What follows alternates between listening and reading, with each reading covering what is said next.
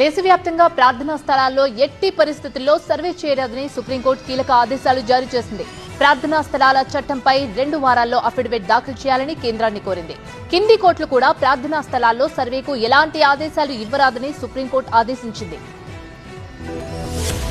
ప్రార్థనా స్థలాల చట్టంపై సుప్రీంకోర్టు కీలక ఆదేశాలు జారీ చేసింది. దేశంలోని అన్ని ప్రార్థనా స్థలాల్లో వెంటనే సర్వేలు నిలిపివేయాలని అత్యున్నత న్యాయస్థానం ఆదేశాలు జారీ చేసింది. అంతేకాకుండా ఆలయాలు, మసీదుల్లో సర్వేపై ఎలాంటి కొత్త కేసులను విచారణకు స్వీకరించరాదని దేశంలోని అన్ని కోర్టులకు సుప్రీంకోర్టు ఆదేశాలు జారీ చేసింది. 1991 ప్రార్థనా స్థలాల చట్టంపై సుప్రీంకోర్టులో కీలక వాదనలు జరిగాయి. Chief justice Sanjiv Khanna, justice Sanjay Kumar, K V విశ్వనాథులతో కూడిన ధర్మాసనం ఈ కేసుపై విచారణ జరిపింది.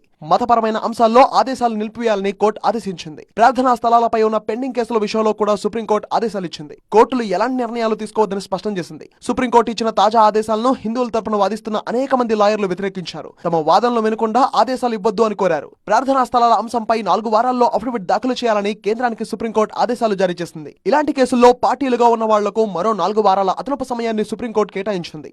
అశ్విని ఉపాధ్యాయ దాఖలు చేసిన పిటిషన్ పై సుప్రీంకోర్టు విచారణ జరిపింది. ప్రార్థనా స్థలాల చట్టంలోని 2, 3, 4 సెక్షన్లను తొలగించాలని అశ్విని ఉపాధ్యాయ పిటిషన్ వేశారు.